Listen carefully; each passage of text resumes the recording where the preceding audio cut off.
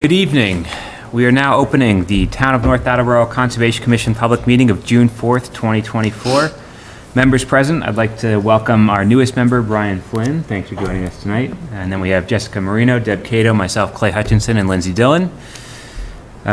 Moving down the agenda, first up on our hearing items, we have a request for determination of applicability, RDA, for 791 Old Post Road, Robert Prolu or Prolux, RDA 2407. I'll let you take it away once I read this into the record. In accordance to Chapter 131, Section 40 of the Mass General Laws, a public hearing will be held by the North Attleboro Conservation Commission on Tuesday, June 4th, 2024 at 6:30 p.m. in the public meeting room at 49 Whiting Street, North Attleboro, Mass. On the notice of intent, this is, we have the RDA folder. We should. Let me double check. Not the right one. This one underneath is straight, or, no, that's it. Oh, we do. It was right here, sorry. Stacks of filings, thank you very much. Yep.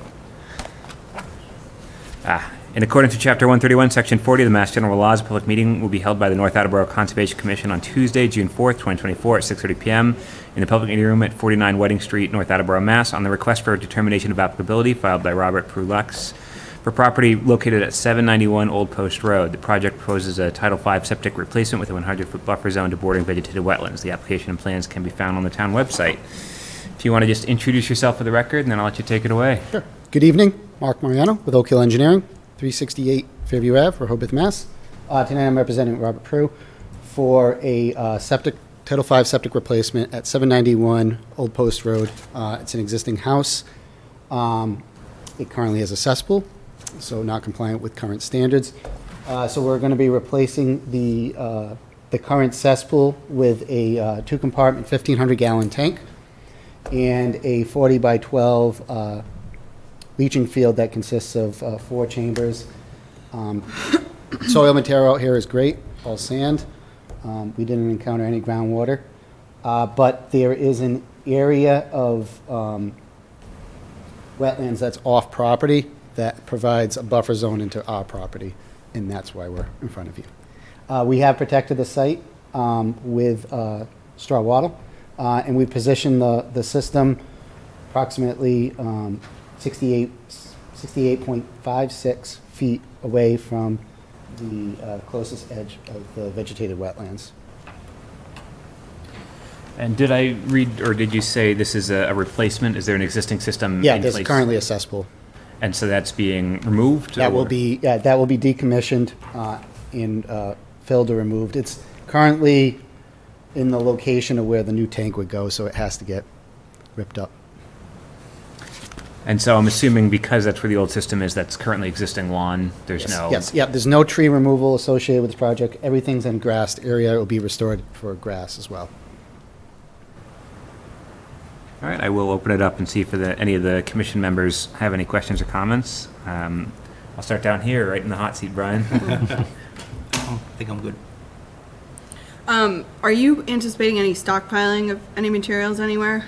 There probably will be a little bit of stockpiling. That's why you kind of see that the erosion control is kind of pushed to the 50-foot limit to allow for that space to occur. Okay.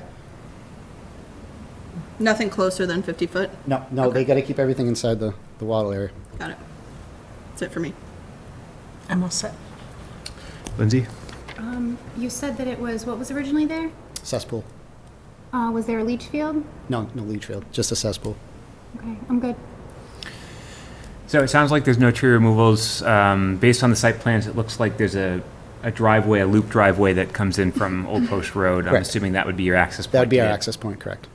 And I know that there's a garage in the back as well. Yep. I'm guessing that having the new system there in the lawn would not impede their use of that garage. No, so this house is probably one of the former farmhouses for this area, and that garage is kind of a barn, more than a garage. I just want to make sure that Yeah. if they're expecting access and they can't drive over this system, which I'm presuming. Well, actually, is- this system you could drive on, Yeah. if you had to, but Okay. I recommend not I just to. don't want to see any future tree removals because they positioned this here and then had to No.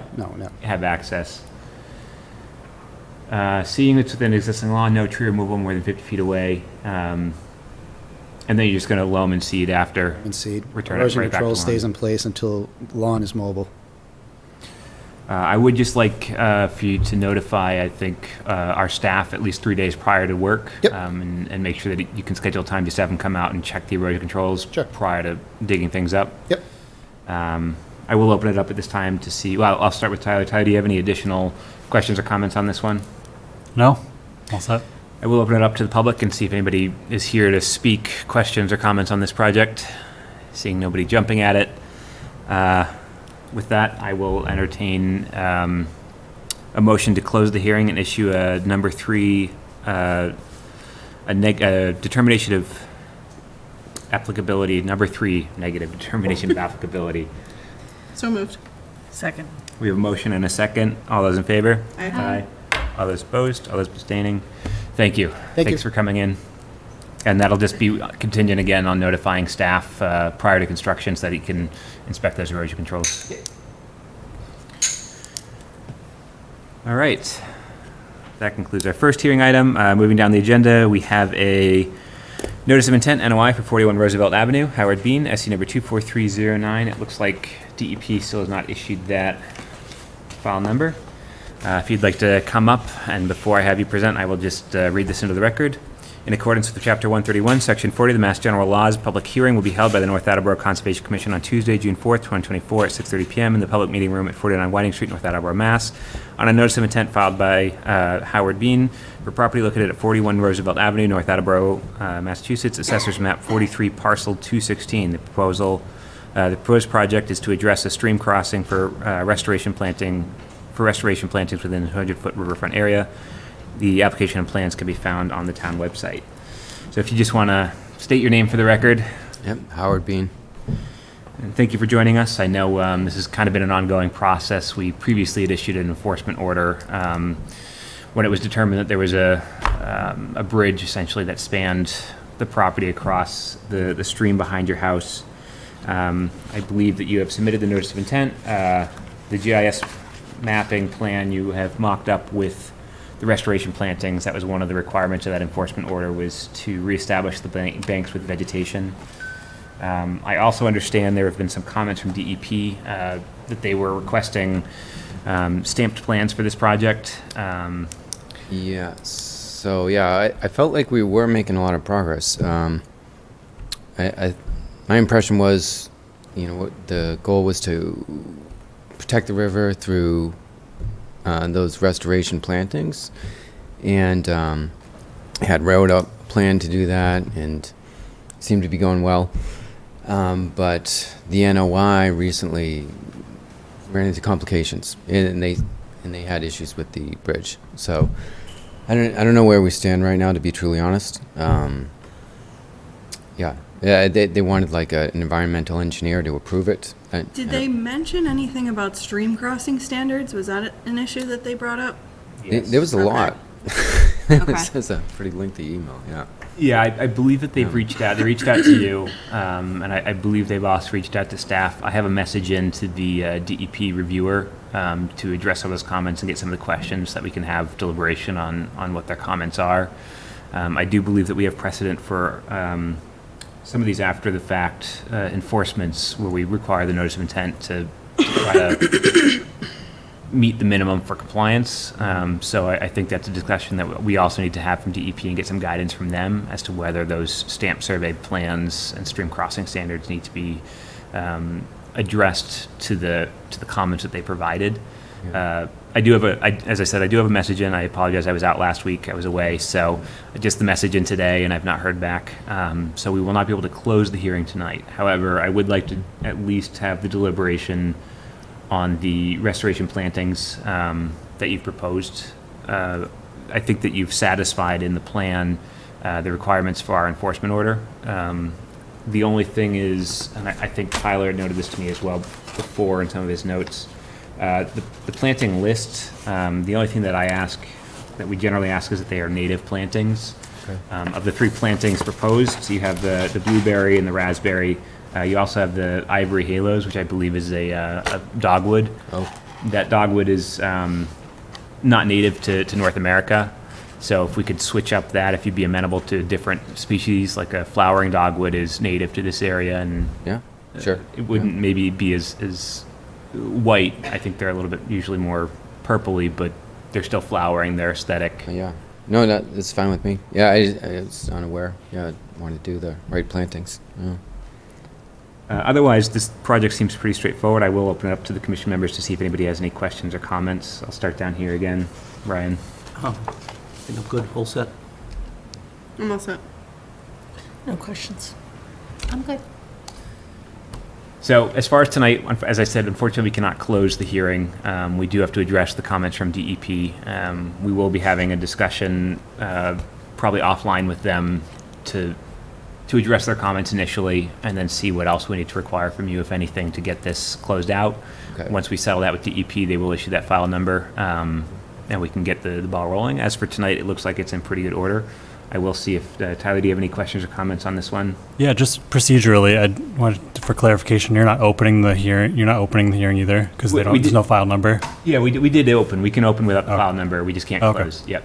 Gotcha. Okay. So in this case, we can deliberate all we want. Can't. We just can't close and vote to Okay. issue because we don't have that last step from DEP. Okay. With that, I will see if there's anybody in the audience who has any questions or comments on this one. Seeing nobody jumping at that, I thank you for coming in with this plan. We will be in touch. For now, I think administratively what we're going to do is we're going to vote to continue this meeting, this hearing until our June 25th is the next, until June 25th. Yep. Hopefully we'll have some updates from DEP and we'll either be ready to close or we'll have something for you to let you know what the next steps are. Okay. If all goes well, hopefully we'll be ready to close. Again, it sounds like this plan brings the site back into compliance in our eyes. So again, we appreciate the effort you put forward with this. Okay. With that, I will entertain a motion to continue the hearing for 41 Roosevelt Avenue to June 25th. So moved. Second. We have a motion and a second. All those in favor? Aye. All those opposed? All those abstaining? Thank you. So we'll wait for June 25th. Be in touch. Communication. Yep. Yeah. Hopefully we'll have updates before the 25th and we'll have a productive hearing on that one. If everything else is satisfied, you might not even have to come. It might be as easy as us closing and issuing that order. So we'll certainly be in touch. All right, well, hopefully the best. Thank you. Thank you very much. Thanks. Thank you. And again, thank you for taking the effort to put forth the application after everything else. Trying our best.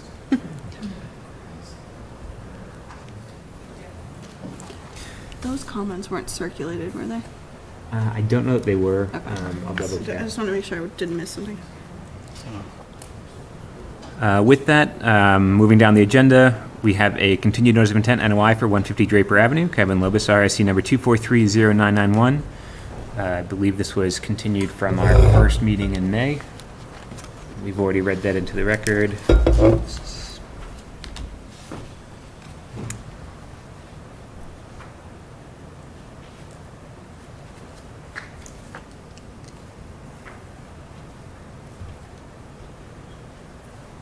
All right, if you want to just introduce yourself for the record, and I'll let you walk us through some of the updates. I believe from the last meeting, we were waiting to see how things were going with the ZBA. There were questions just raised primarily on justification for being within 25 feet of the wetlands, and I believe that was stated to be due to the parking, but we wanted to see the status with the ZBA process as to the waivers for parking. There were some adjustments to the plans based on the peer review that I believe have since been submitted. And there was also discussion on snow storage and the operation and maintenance. So if you want to introduce yourself and just fill us in. You've given a great summary so far. Jack Jacoby, 144 Bank Street, I represent the applicant. At the outset, I believe Mr. Flynn probably can't participate because he has not been here as a member. So I think he would have to recuse himself. Would that be accurate? I believe he can be present. He certainly Be will not. present, but not be a voting member because he's missed more than one meeting, correct? That is correct. He will be planning to abstain on this because because even with the Mullen rule, he will not be Right. an eligible member. And then I we notice still an have a empty quorum seat beyond. at Mr. Bassett's chair. And so I'm wondering, do we go forward tonight without him being present, understanding that perhaps if we got to the point where you could close the hearing, maybe you wouldn't be in a position to take a vote. And so I just wondered the chair's thoughts on that issue. I mean, he can watch the video of this to get up to speed, but I'm thinking that it may have to go over to the 25th if need be, is just asking your opinion. Yeah, so according to our records, all members have been present. The four members that are here have been present for all the hearings, as far as I can tell. Yeah. I don't know that we pulled any specific record to confirm that, but I have, this is the third substantial deliberation meeting for this hearing, and all four of us have been present for this being the third. So I don't believe quorum is an issue. I don't have that, I guess, confirmation for you, so I guess I would defer to you. No, I would agree that 4 is a quorum. It's just that without the 5th member here, sometimes the applicant's a little concerned about votes, that's all. So if Mr. Bassett was able then to certify that he had watched the video of the meeting, then he could participate at your next meeting, as I understand it. That is true. Under the Mullen Rule, as long as he is apprised of the previous meeting and attests to that, he has not missed. This is the first of these hearings that he will have missed, so that is true. He can be an eligible voter at the next meeting. So with that being said, we'll give you the update. So first of all, with regard to the zoning board, that's on for 2 weeks from tonight, and I have spoken to town council this morning, and we probably will wrap up the presentation of evidence and at that hearing. But whether we close the public hearing or not until the July meeting or the August meeting is unclear. She wanted to talk to the chair to get his view on that, because one of the problems you face is that when you close the public hearing, if someone then has a question, we can't then answer the question. So we probably will wrap things up in 2 weeks as far as we're concerned, but then leave it open to their July meeting, assuming they have a quorum, in order to answer any questions they may have. Also, closing that hearing triggers a 40-day period for them to draft and file a decision, and town council is just starting on a proposed decision for them. So that obviously will take some deliberation and some draftsmanship. So I'm guessing that we probably will ask you at the close tonight to keep this open to June 25th, and then see if we can wrap things up with you that night. I think that's more than reasonable. I also just realized our next meeting, because of overlap with other community meetings, isn't until the 25th. That's at least 21 days from today. So if we were to close today, we'd have to either get a waiver for issuance of a certificate of a order of conditions, a waiver of that 21 days, or we'd have to vote on the order tonight as well, and that's not currently drafted So for us. we certainly would give you the waiver, but I think if we just continue to the 25th, it's the safest procedure. And that way, if anything comes up on the 18th at the zoning board, we would be able to let you know that as well. So with that said, there were some issues, as you described. We responded to the latest Beals and Thomas letter. You may have seen our response, hopefully. We did address snow removal separately, and we did address the issue of the placement of the garages. And so what I'm going to do is sit down and let Tom Schutz from Goddard come up and walk you through the latest response to Beals and Thomas, which covers those issues. And we would be happy to then answer questions after that.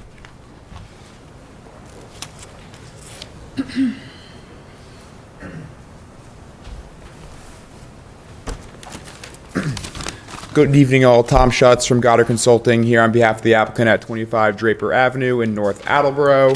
So, as just stated, we did submit a second round of peer review responses to the Beals and Thomas response letter. That was from May.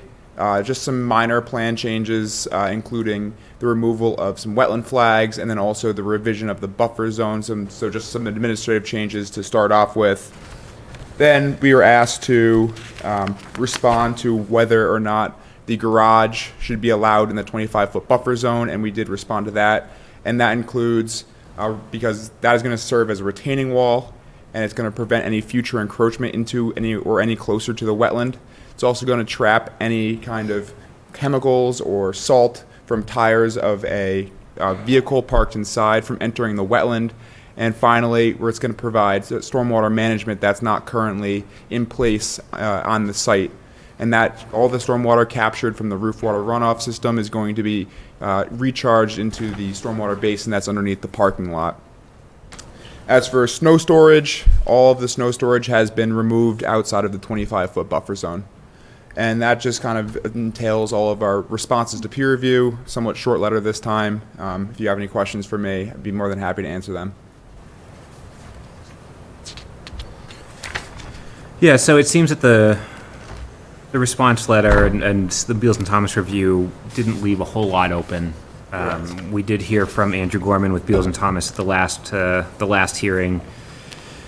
And again, it seems that most of the outstanding comments, both from Beals and Thomas's review as well as from the commission, had to do with parking, location of the garage, snow storage, at least within the 25-foot,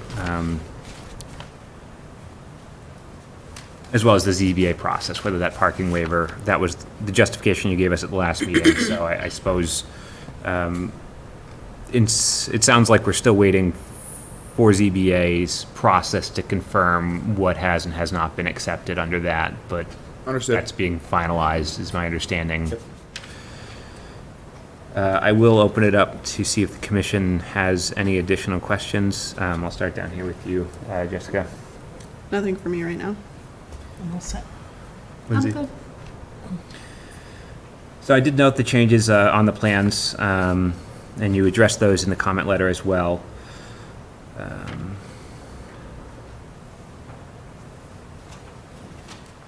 I also reviewed the operation and maintenance, both for construction phasing as well as post, in the I believe that was in the stormwater report. One of the things I think we're likely to request is that the operation and maintenance had weekly logs during construction phase. So that's something that we are likely to request as a special condition, that those be submitted to us through the construction phase, just to make sure that there's good housekeeping across the site throughout construction.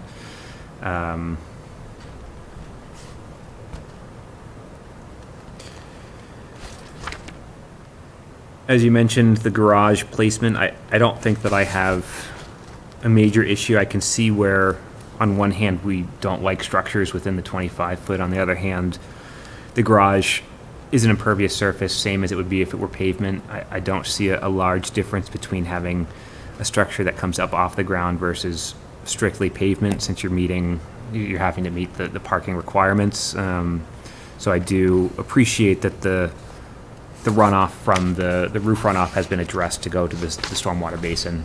That would be, I guess, the bigger concern that I had, and that's been addressed.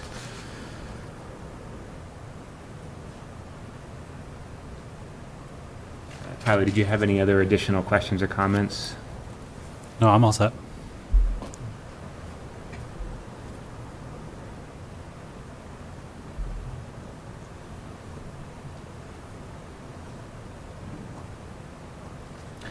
With that, I will. It sounds like we're just about ready to close. We've addressed the wetland concerns that we had, the stormwater related, and the peer review. I will open now to the public, and I will just kind of reiterate. It sounds like, according to the applicant, they're looking to continue out just in case there's any changes brought about by the ZBA process. So it is unlikely that we'll be closing the hearing tonight, but it sounds like our deliberation is just about coming to a close with this board, at least for wetland matters, the matters under the Wetlands Protection Act. With that, I will open to the public, see if anybody has any questions or comments, and I would just ask, if you do, if you could please come up to the podium so that we can capture it on the minutes for review.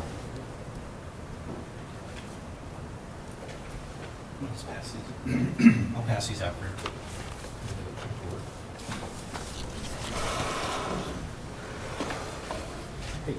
I believe I am opening it right now.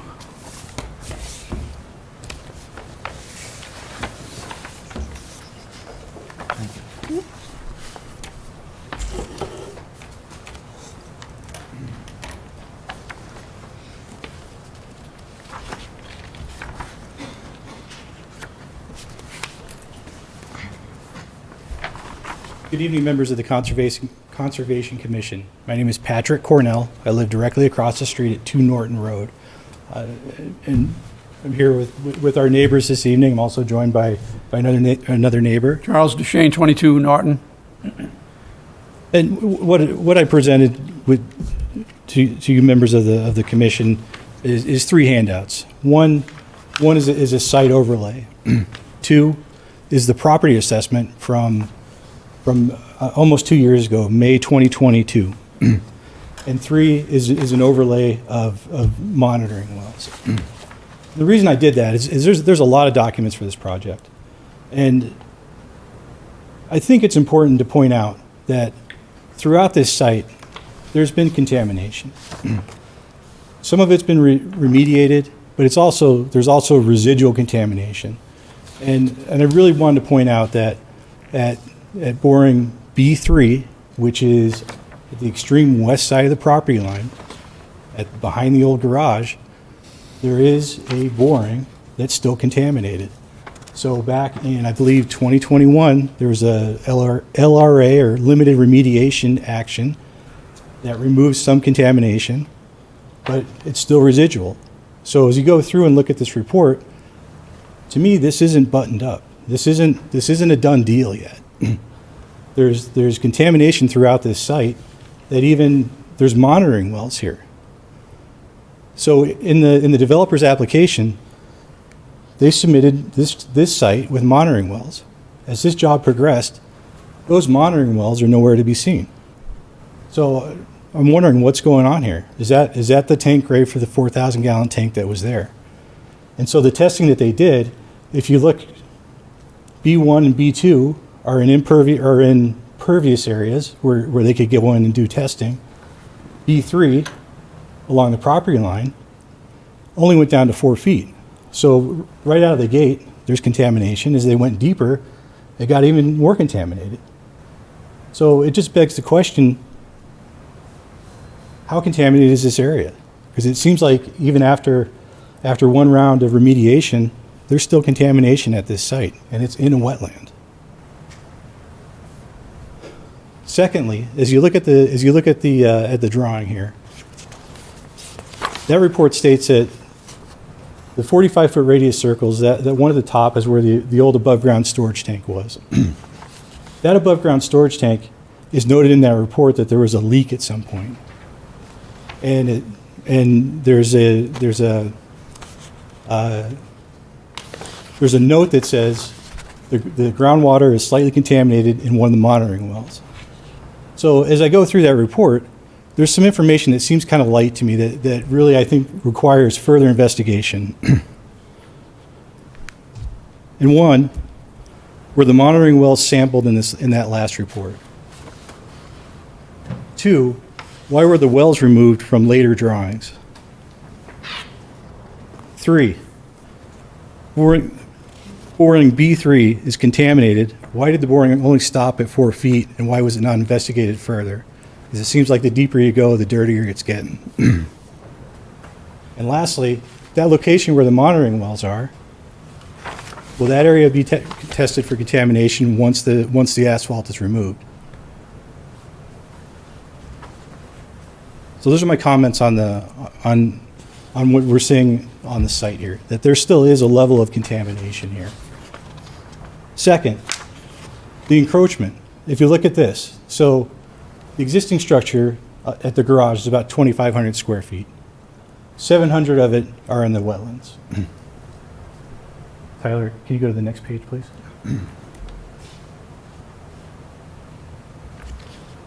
This is a proposed site.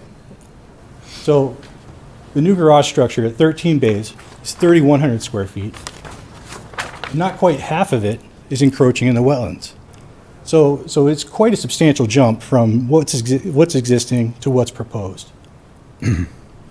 And when you look at it, 9 of those garage spaces are in the zone, and the 10th one is partially in that zone.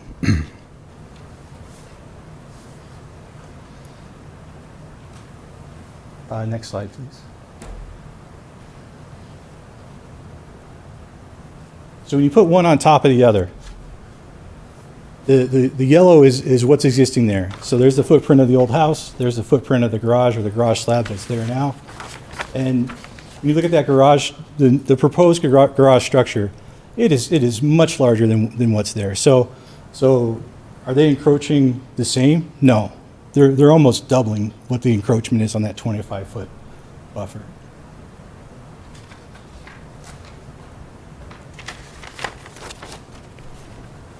From a comment standpoint, I do ask that the commission review that old report. I think it is important for this meeting to review the document, take a look at it, see what you think. In my mind, there is still something that's there. I also think that with the monitoring wells that were not shown on later plans, if there was an old tank grave there and you had contamination in a monitoring well, that also begs the question of how contaminated is this site? What are you opening up once the slabs come off? Secondly, as I'm closing this, is that this garage structure, as proposed, is really an extreme encroachment into that 25-foot buffer zone. And as you can see, is much larger than what's there originally. And as you look at the site, and this is away from the conservation areas, that there's really no open space on this site to begin with. So to have your garage take up the full western half of the property, they've already lost a little piece of land at the southwest side of the site. Is open space a bad thing? I don't think it is. So thank you for your consideration. I'd like to say, these meetings might go a lot better if we all had a beer before we sat down. Strikes me and my fellow neighbors in going over this that we might be skipping across this whole contamination issue a little too easily without substantial enough facts, measurements. I mean, what's the rush? Why don't we take the time to investigate? Where are those wells? All of a sudden they disappear. Why is that? Is there an intention here to kind of push it to the background? I don't know. But this is an example, a case upon which there'll be a rush of development in town to do similar kinds of things. And the thing that you're going to need to remember as a board is whatever you give away now, you're likely to have to give away many times again. There are questions here that aren't being answered. And even the peer review wasn't totally demanding on a couple things. Almost like they took it and didn't want to argue any more about it. Forget which one in particular I'm thinking of there. So we don't feel reassured that the information that we ought to have is there. We question the reasoning and the reasonableness of this whole proposal anyway. There's no question here that this thing is way too big for the space. You got the previous slide superimposed over the house and the garage. It's like minuscule compared to this thing. So we're trying to get a whole lot of use out of very little space. What was it, the scepters that you were talking about? We're going to end the plan calls for 2 of these. The storm scepters. Storm scepters. Easily overcome by very heavy periods of rain. And they call for periodic maintenance. And who's going to be there hit them over the head to be doing that maintenance? I don't think the town has a very good record for that. So the more margin we build into the safeguards that you determine, the better off the town will be, better off our neighborhood will be, and future neighborhoods as well. There's a soft side to this. There are very real people with very real objections, a justified anxiety over the future of this development project and how it impacts our life, our quality of life. We ask you very carefully to, respectfully, to carefully review once again and take issue with anything that you think is less than complete in its thought, preparation. Thank you. Thank you. Before we move on to anybody else with comments, I would just like to address some of these. We'll certainly take a look at the reports that you provided. I will just begin, though, by remarking that when there's contamination at a site, oftentimes that is out of our jurisdiction. That falls under the Board of Health and the Department of Environmental Protection, a different division than the Wetlands and Waterways, but rather I think it's the waste. Hazardous waste. So usually when you have sites that have determined to have contamination that meets certain thresholds, they provide what's called an AUL, an activity and use limitation, and that's usually ascribed to the site. So we're going to look over the information that you provided. We're certainly going to do our due diligence. Generally, though, when you have monitoring wells, if they've been put in there, if they were ordered to be put in there by the state, then there's usually some kind of action the state has taken. If they were put in there just for due diligence and they found contaminants below certain thresholds that didn't trigger things, then it may not have triggered limitations to use. It may have not been determined to fall under certain uses, making it worse. Either way, it may not be in our ballpark. So that's one of the things we're going to look at based on the information you provided.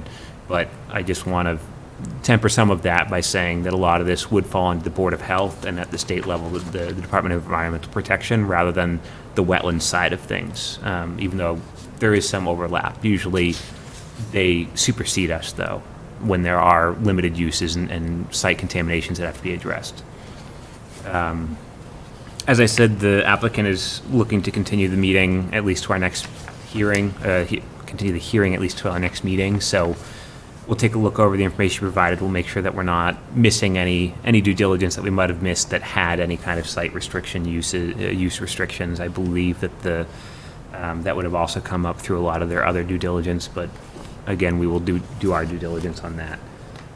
We also hear your comments on operation and maintenance concerns about the infiltration system and the storm scepters going into them.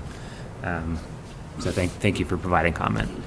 From there, I'll see if there's anybody else in the audience that wishes to speak. Yeah, if you wouldn't mind just coming in vicinity of one of the microphones.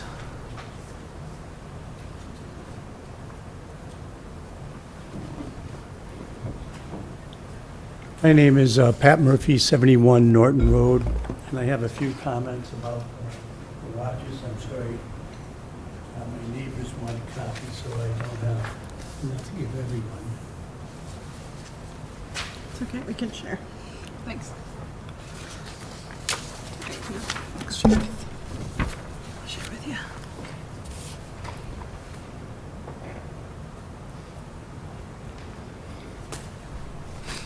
I'd like to leave this slide up, please. Sure. First, I wanted to commend the chairman and the Conservation Commission for not allowing buildings to be constructed inside the 25-foot buffer for the last 17 months. I've read the minutes of your meetings for the last 17 months, and if you think this meeting is boring, you should try reading the minutes to see what is really boring. But it took me about 2.5 hours, and I read the minutes. And you have never allowed a new construction to be built within the 25-foot buffer zone for the last 17 months. So I did this year and all of 2023. Now, the next thing I would like you to look at is sheet 2.0, which is up here for you, and look at how many of the garages are in the buffer zone. By my count, 10 out of 13 are inside the buffer zone, which is the red line that kind of comes down the west side of the building. or of the property. So, to me, this is just another way of getting more money for the contractor. He's not gonna give those to the residences for free. So they're up here violating your 25-foot buffer zone so that they could charge somebody $250 to $300 each to park their car there. That's something that you don't have to do. You don't have to allow that. The next thing I'd like to talk about is the Beals and Thomas Goddard Consulting response. Can you put that up, please?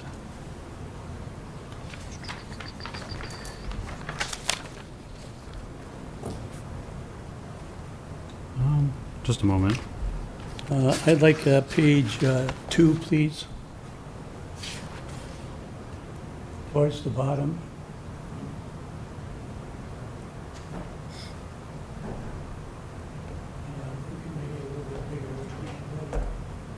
I'm really just concerned with what comes after GC5.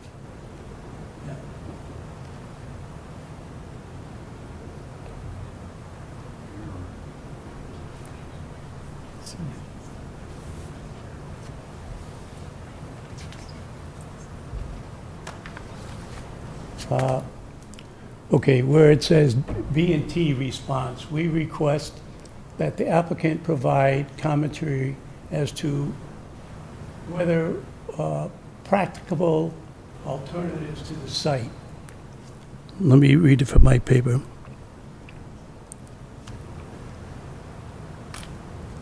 To site the garage farther away from the BVW were considered.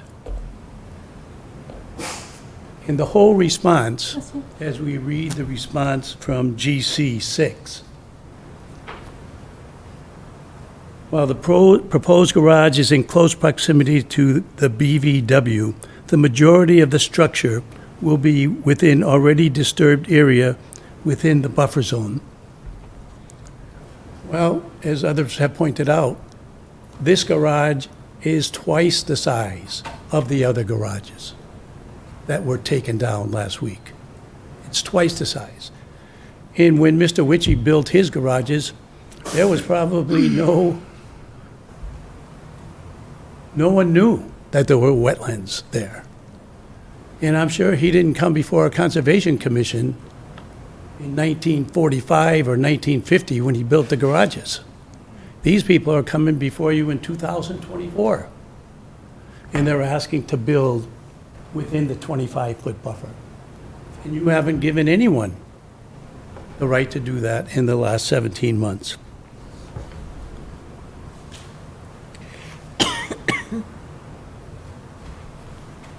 Now, they talk about the cement slab, preventing any further encroachment or grading closer to the BVW. They could just tell the residents, you can't use the property west of the building. You know, put up a sign there, or make it open space so that the kids could go have a catch there. That's not going to disturb the BVW.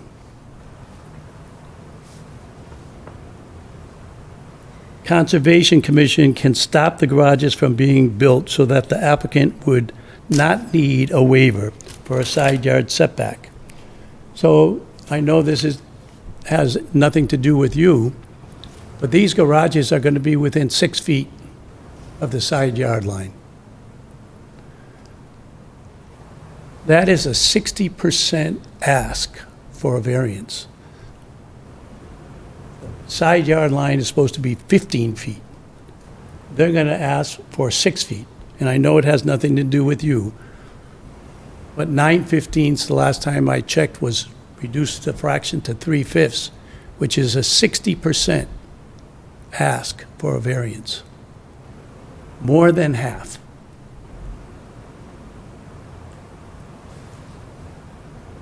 Now, most important in their response, and I'd like you to take a minute to read that response, and it does go on to the next page, and, you know, if you give them a couple of minutes to read that. As far as the snow being, you know, stops them from pushing the snow there, well, the people who are plowing the snow on their property, they're working for them. They could tell the people, don't push the snow west of the building. That's not a hard ask.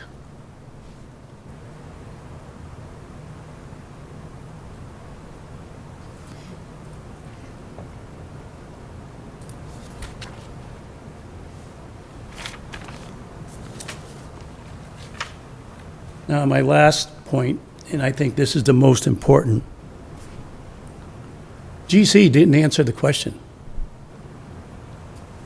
Where in their response does it say they sought other places on the site to put these garages? They never said they looked anywhere. What they're saying is, we want to put the garages where we proposed them.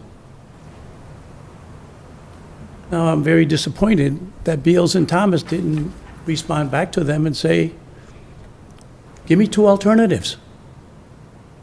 You gave me nothing. We asked you to look for an alternative place to put the garages. And you said, we want to put them there. Don't worry, it'll be better that they're there. It'll help us out.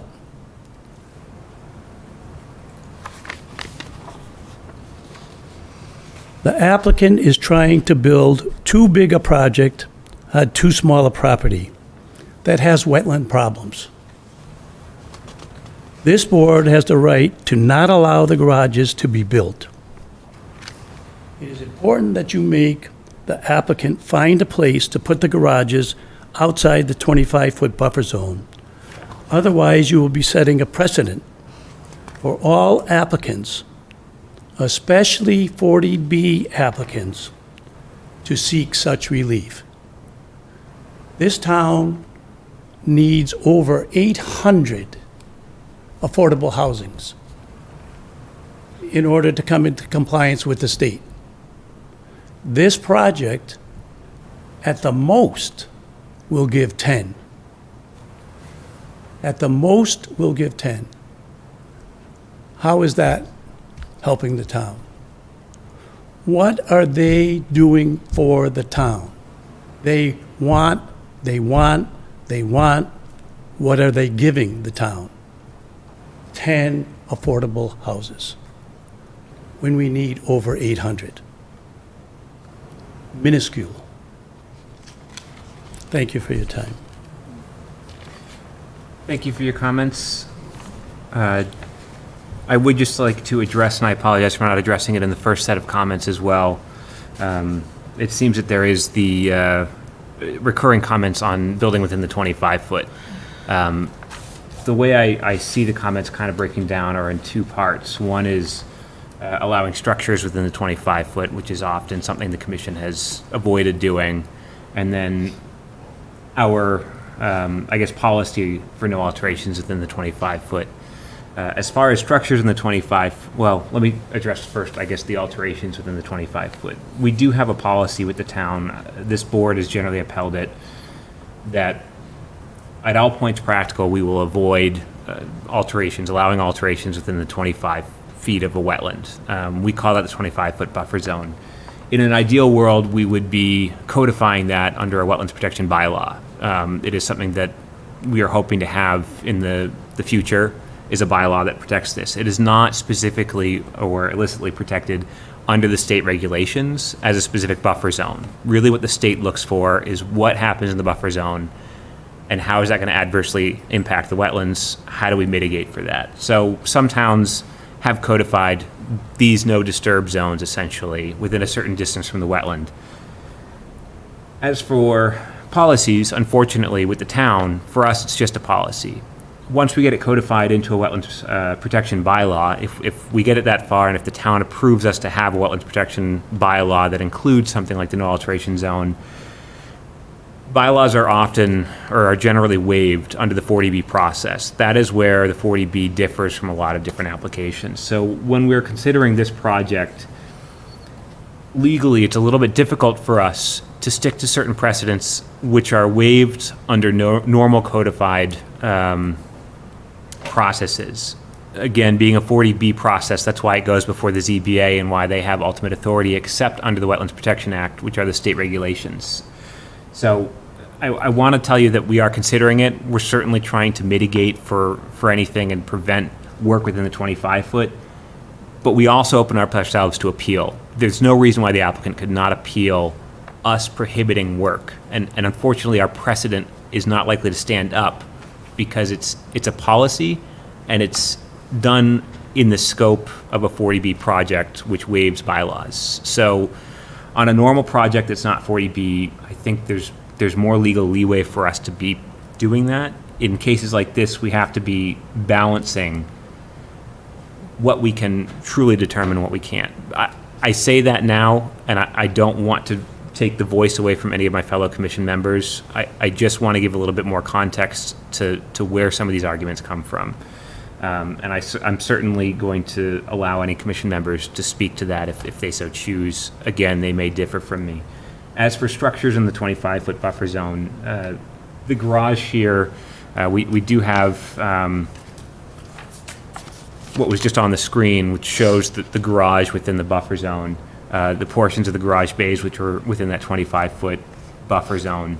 In my opinion, again, I think we have to weigh alterations versus non-alterations rather than where is the garage and where is it pavement. And the way that distinction in my mind is made is because they're addressing the runoff from the roof line. So functionally, from a top-down perspective, there's not a whole lot of difference from open pavement or a one-story garage that close. I think oftentimes when we run into these types of calculations, we need to be considering as a board those alterations to the extent of the boundary of where the garage is as an impervious surface, not necessarily as a garage versus open driveway. So again, just a little bit more context to that. I see your hand. I'm going to let you in just a moment. I just want to see, again, I don't want to take voices away from any of my fellow commission members. I don't urge anybody necessarily to speak if you don't have anything to say, but if anybody has anything to add, I certainly want to not take your ability away. And I'll start, I guess, down here. No, I think you said it. I think you said it right. And I think voting on this notice of intent, knowing that it could be appealed and go to DEP, may not be as stringent as a local board may be. Just understanding that. I think that's another good point, just if you don't mind me elaborating. Yeah. Sure. When a project gets appealed, there's usually two courses of action that DEP does. DEP is the state organization that oversees the Conservation Commission and all of our permits that we issue under the state regulations. When an appeal is submitted, either by an applicant, an abutter, or an aggrieved party, usually there's two recourses. One is they can remand it back to the commission and say, redo this, you didn't do this correctly.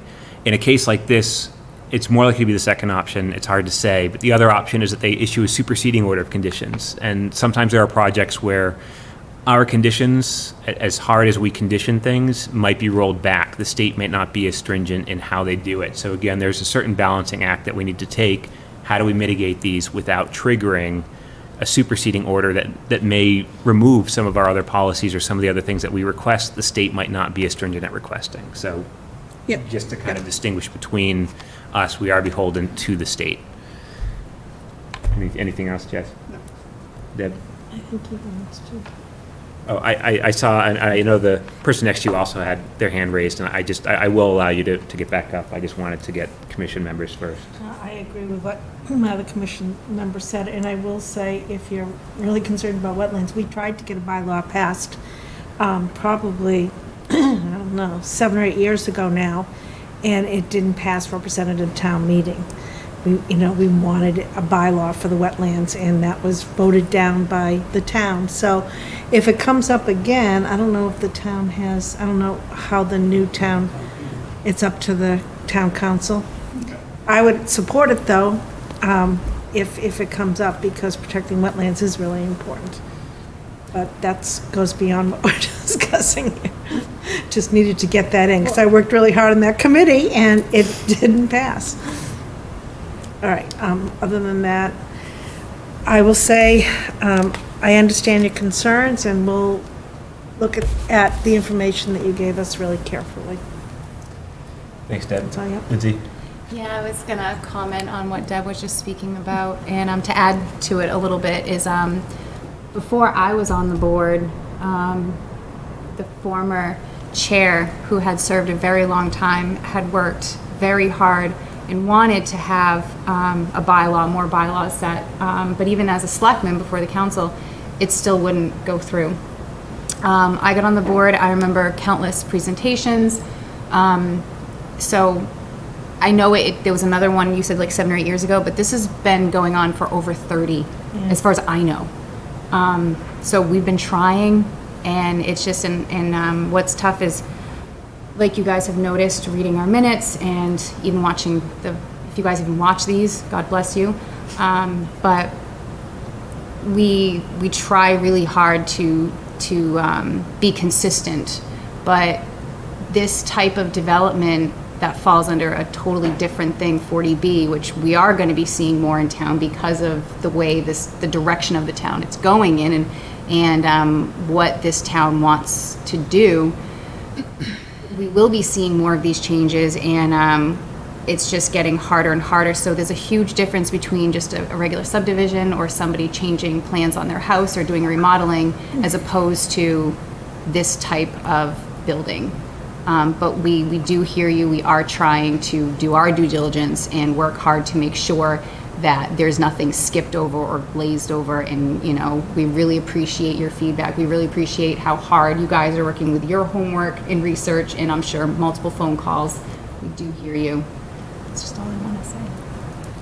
Thank you. And I did see there was 2 hands, I think, I guess probably related to what we were just saying, and then I will open it again for anybody who's not had an opportunity to speak. But yes, if you wouldn't, again, mind just coming in vicinity of one of the microphones.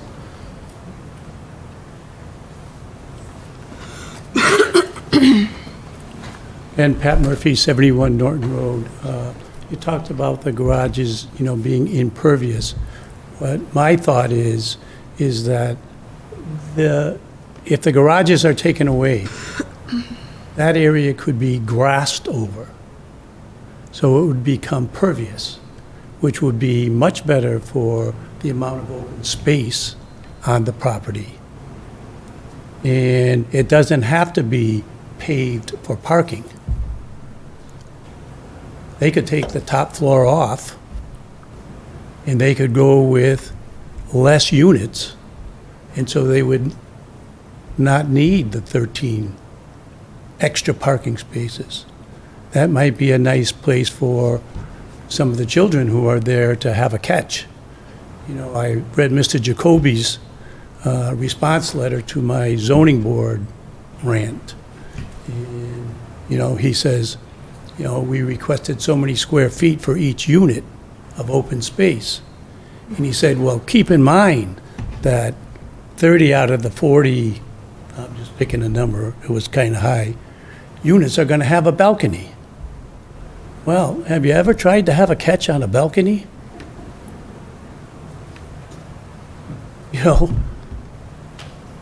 I just think if you take down the garages, don't allow them at all. And that's your decision. And you're going to make it not impervious, but pervious land that children can play on. That would be a much better idea than to just pave it so that we can get 13 more parking spaces. Thank you for the comments. Was there additional that you wanted to as well?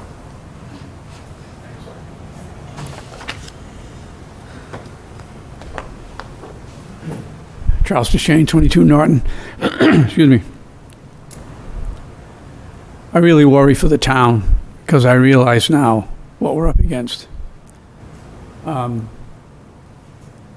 understand and appreciate the serious attitude you all bring and your empathy toward the people, but you're not really helping us. You're not helping the town. I mean, if you're going to give them everything they want here, it's going to get worse. The next time, it's going to be worse. We're going to be abused. This is going to be a place that they can steamroll in any damn thing they want. These guys come from all over hell. Right now, we got more immigrants than they know what to do with. It's a good time to build a building and fill it full of apartments and, let the government pay the rent. We're being abused as a town. There's no question about it, and particularly as a neighborhood. And we're powerless to do a damn thing about it. It's awful, disgusting. So I appreciate the fact you don't feel good about your situation as a board. I think I'd feel the same way if I were on the board, so I'm not being accusatory. But it's a pretty lousy state of affairs nevertheless. Thank you. Thank you for the comments. Was there anybody else that wished to speak? We have someone up here, and then I will get to you. Would you mind just turning the microphone? And you don't have to be right up against it. It just helps get it on the recording. Yeah. Kara Caranci, 147 Draper, basically across the street. So where you say you don't want to mess with, you want to allow it because of the existing structure, but the existing structure is only a fraction of what they want to build. And for what was there, that was grass and open space. I mean, it was a dog run. So it's not like it was continuation and being paved right there. That was grass, and then you had driveway. So there was a buffer of grass in that 25-foot buffer zone, not just building and pavement. But that totally would have been better to, instead of putting kids in an open space along the freaking highway to play, move it to the grass next to the wetlands. If you really wanted to put them in a safer spot, not cars attempting to enter the highway, where you could throw stuff at it and hit cars potentially coming up there, because it is fairly close. There's a little bit of a divot, and then there's cars flying up, trying to get up to speed, and you run the potential of a Frisbee hitting one of those cars that are up going 40 miles an hour with the freaking Frisbee in the windshield. What's gonna happen? Or a kid goes after a ball that goes off in there. You could totally move those garages to someplace else on that property.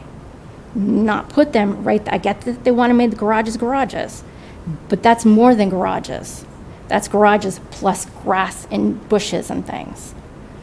So it's, and on top of it, if you give them a little bit, they have proven time and time again where they've lied to the committees, they have misled the committees, and they have totally screwed up their proportions when they've done stuff.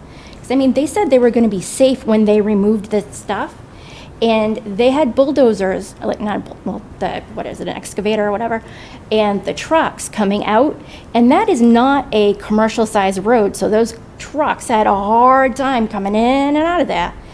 And they had running 18-wheelers waiting to get backed up into there next to kids waiting for the bus, because they said they were going to avoid the kids during school hours. They weren't gonna endanger them with heavy equipment. No, they did not. They started at 7 while the kids were waiting for the bus on Norton Road. And that is them lying when they said they were gonna be safe. I mean, if they're gonna play fast and loose, and that's what they're doing right now. I mean, these things are down to feet and inches.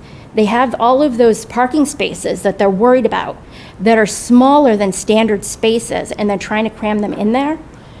Have any of you seen the hospital parking that they're doing over at Sturdy? And you've seen those parking lots get crowded? When those parking lots are crowded and those spots are smaller, they're like sandwiched in. A couple of weeks ago, my mom's car got hit. It was a 3-car accident. She was parked. They hit parked car into parked car into parked car. So, I mean, when you jam them in like that in such a small space, it's not safe to do. I have very, very low beliefs that they're gonna respect what's going on with what they're doing. And if you give them an inch, they're gonna take a mile. They're gonna go, oop, the engineer did it wrong. Oops, the guy put it in 3 feet over from where it was supposed to. Oopsie. And then you're going to have, instead of 6 feet, you're going to have 4 feet, 3 feet. That's what they've been doing. You go, okay, we're going to do this. We promise we're going to. No, they don't.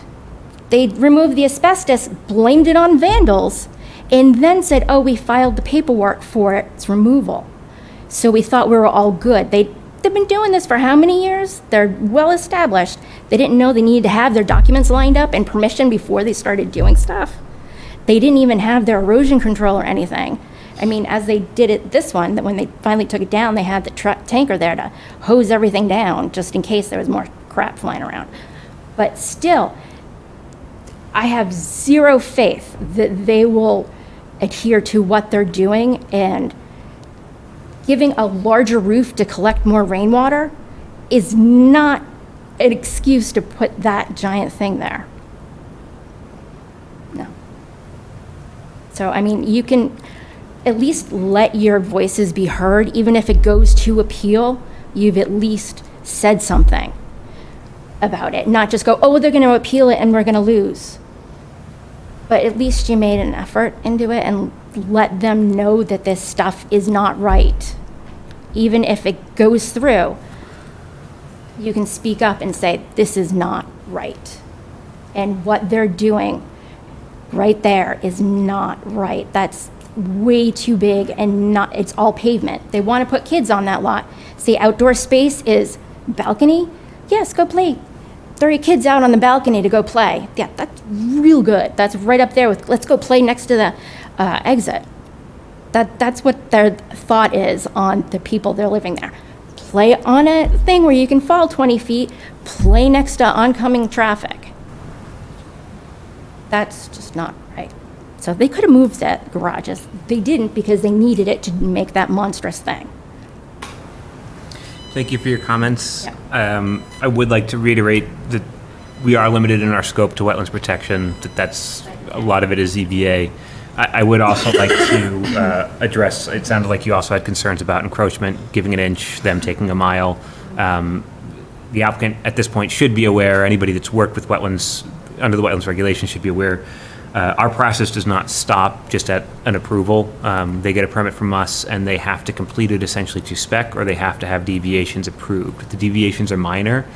We give them an inch, they take an inch and a tenth of an inch. Yeah, well, maybe we can have them do additional plantings. If they take a mile, it is under this board's purview, and we've had this discussion on our other projects as well. They may have to remove established built things to bring it back into compliance with that permit. So I would just like to reassure everybody that there is a mechanism for addressing any kind of additional encroachment or taking leeways to do things that are within our jurisdiction. If they encroach into the wetlands, they may end up with cease and desist fines, and they may have to remove even fully finished structures if they're beyond the approved limit of work. So, I mean, there is precedent for that, and it's certainly something that we do keep eyes on through the longevity of the project. So I just wanted to address that specific comment with a very clear answer on that there can't be any encroachment beyond what is approved once it's a legal document. I would like to see, I believe there was somebody else in the back as well, if you wouldn't mind just coming up. Hi, Glenn Whitney, 186 Craig Ave. I appreciate you won't be able to give me an answer based on everything I've heard tonight and the restrictions that you're under. But as we look at the garages here, 10 out of the 13 are within the 25-foot border zone. I believe in the last meeting you said the 25-foot was a discretionary distance. At the northwest corner of the top garage, that's 6 feet from the wetlands itself. Less than 6 feet because the wetlands come into the property. So I guess I'm just asking at what distance from the wetlands do you consider it to be inappropriate for anything to take place? 1 yard, 1 foot, 6 feet, 6 yards, 6 inches, you know. I don't know that you can give me an answer, probably not, but I just want to present that, you know. What do you feel comfortable with that's acceptable? Yeah, Or I not can give you a acceptable? non-quantifiable answer. I mean, it's you. difficult to go by a specific distance. Discretionarily, again, when we're not dealing with projects that have certain leeways under the ZBA and 40B approval process, regardless, the state regulations are all about, are there going to be adverse impacts to the wetlands? What are those adverse impacts likely to be, and how do we mitigate for those? So when dealing with buffer zone, there isn't a specific performance standard. There is no distance that the state defines, and 25 for us is pretty arbitrary even in our policy. When we look at the state regulations and what's enforceable, you could have a project, if you could prove to a commission that you can build within an inch of a wetland without having any adverse impacts on the wetland, then you could do that. I mean, the regs might allow for that. That's something that you could certainly argue for and potentially win in court in front of the state under that process. There are even instances where there are wetlands that have historically been built over.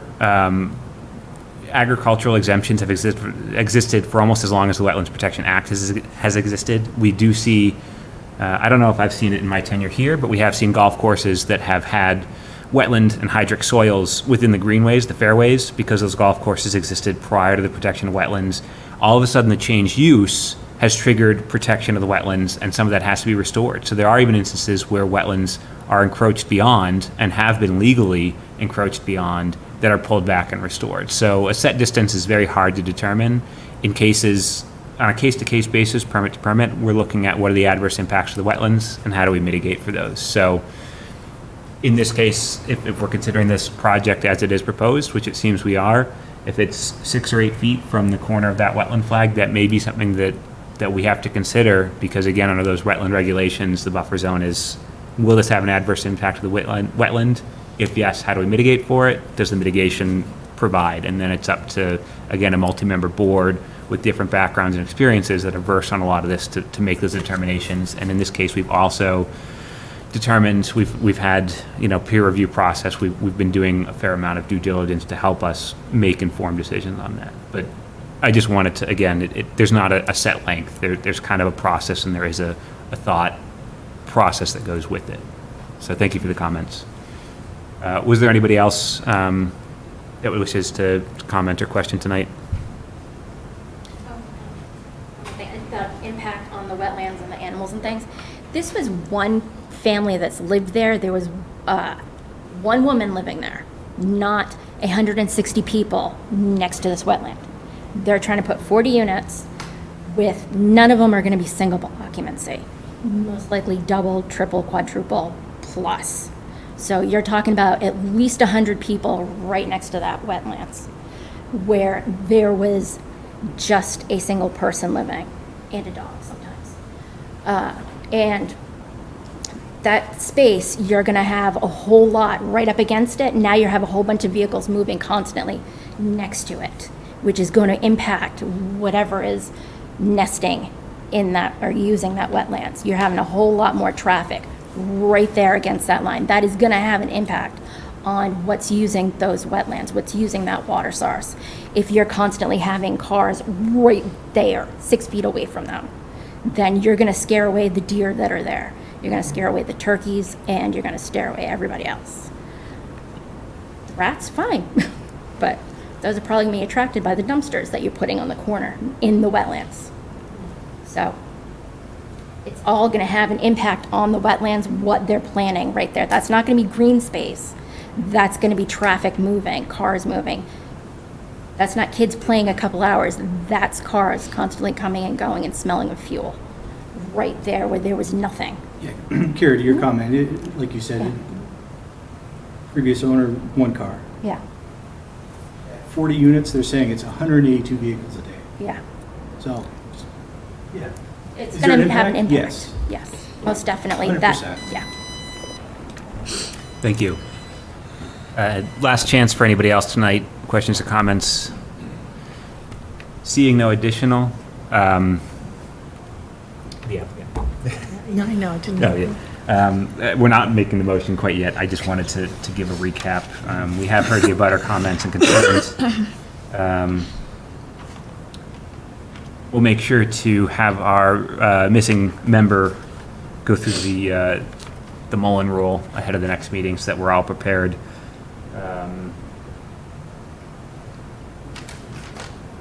And then it sounds like we're waiting for any updates on the ZBA process at their next meeting here in June ahead of our 25th meeting. Was there anything else you were wishing to? Only very briefly, I want to thank the chair and board for the comments that they've made, so I don't have to repeat those. As far as contamination on the property, it is outside your jurisdiction, but my client had a licensed site professional do a thorough analysis of the property prior to purchasing, which is the due diligence any purchaser would do, and the conclusion was that the site was not contaminated, so just want to put that out on the record. Also just to emphasize that the alternative for the garages is not where they would be located. The issue is that we need to provide the 1.67 parking spaces per unit in order to meet the traffic analysis that was peer-reviewed and determined to be the appropriate minimum number of parking spaces for this, so that there would not be grass where those garages are. And I think our position is clear that those garages actually perform a function of protecting the wetlands, because no trash will blow across, no things that leak into the parking lot from a car will end up there. They're one-story structures, and so we need to have those in order to provide. Moving them to another part of the site would actually, in my opinion, be less environmentally sound, because they do perform a function of blocking everything on site from the wetlands. Butter would work pretty well there too, I believe. I don't think we have back and forth this way. So let me just say then that our request is to continue this to the June 25th meeting. All right, any last comments, questions from the commission? Seeing none, I will entertain a motion to continue the hearing for 150 Draper Avenue. Just get the DEP file number here. Nope. DEP file number 2430991 to June 25th. So moved. Second. We have a motion and a second. All those in favor? Aye. Aye. All those opposed? All those abstaining? Thank you. We'll see you on the 25th. See you then. And that should be here again in this room.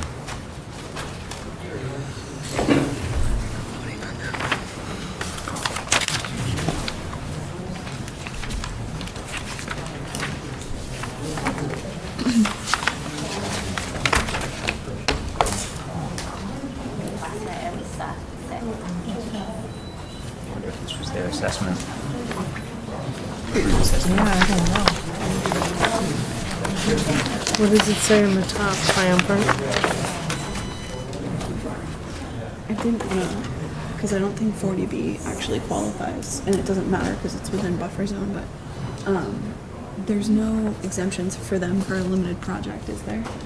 I don't believe under limited project Because standards. I use that a lot for like linear transportation stuff, but I didn't know if like I believe the affordable limited is housing. for utility and public Yeah, use. okay. I don't. That's something that we can certainly look into. Well, they wouldn't be, there's no performance standards that they'd be varying from, because the 100-foot buffer zone doesn't have that, so. Also, who's voting against the bylaw? Oh, it was more than half the town. It was crazy. Why? I was so sad. Well, Yeah. What it does is it gives restrictions to like the main town itself, and he didn't like that, so they convinced the public that it would restrict them more. Oh. Yeah. Yeah, people. Hearing that restricted word. They didn't, Near a they weren't wetland or really something. that- Educated correctly on Yeah, what it they'll be did. able to tell them what to do and what not to do. And they wouldn't allow us to do a presentation, like, to the public.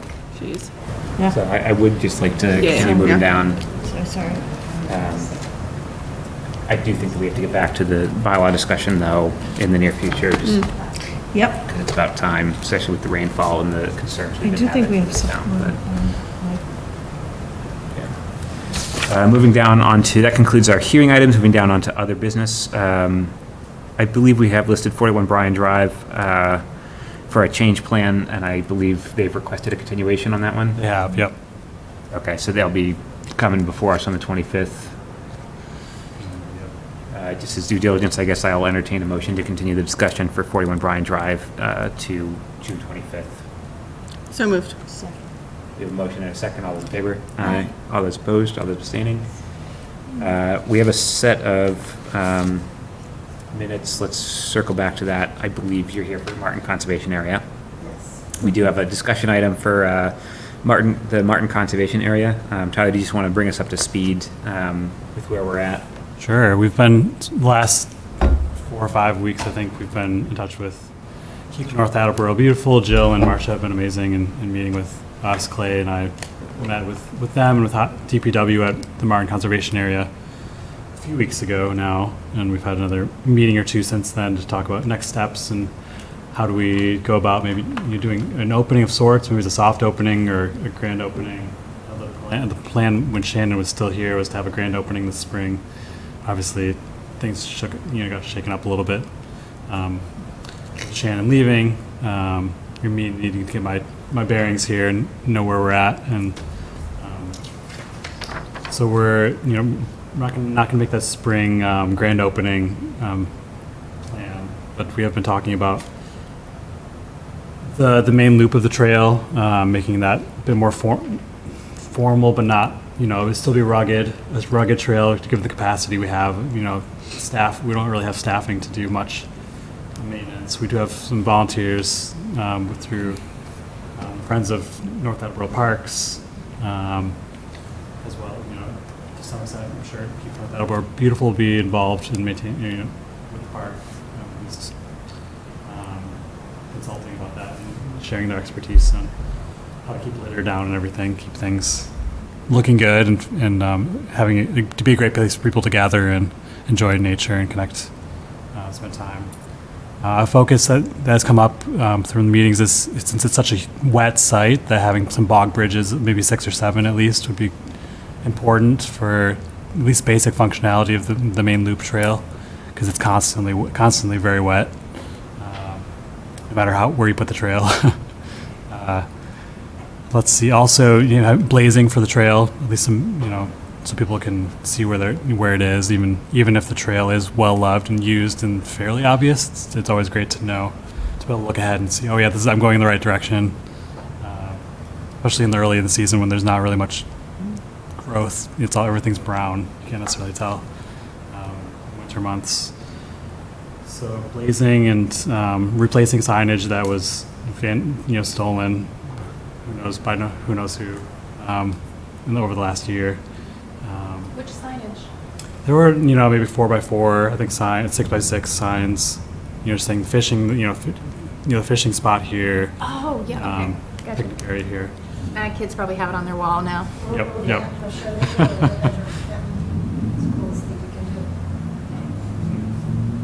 So it's been great. I know we have some students that were interested in helping some capacity, as well as keep Friends of North Attleboro Parks and Scouts, that group as well. I believe that covers most of what we've been talking about. Having a good map for the kiosk would be great. The kiosk was built within last year. It's right in the picnic That was area. the Eagle Scout project, right? I believe so. Eagle Yeah. Scout. Yep. Yeah. Great job. Nice. Oh, it doesn't have a map in it, so we have a map again. I've gotten started on that with. I can share that with, of course, share that with the commission. Get your thoughts on how you want, the park to look and function. We didn't know until recently who the Friends of the North Attleboro Parks were. I never heard of them. I never heard of them until So tonight.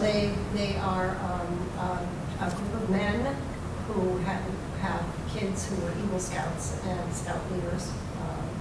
And they're very interested in continuing working with the Scouts and the kids who need service hours, mostly at Bishop Theater, because their kids went to Bishop Theater. So I got in touch with them because they do love woodworking. They built all the picnic tables. I pause you just a moment. Yes. Could I request you guys to take those 2 chairs? Just pull them up a little bit closer so the mic can pick you up for our minutes. Oh dear. You can even sit a little bit closer to us if you wouldn't mind. Yeah, Just Sandra would giving your be- name. Center. Yeah, you can pull. It can be casual enough. You can bring the chairs right over. You don't have to be standing at the podium. But if we could at least get the recording and just get your names to the record. I forgot it was being recorded. So anyway, they're 501(c)(3). They work with the parks.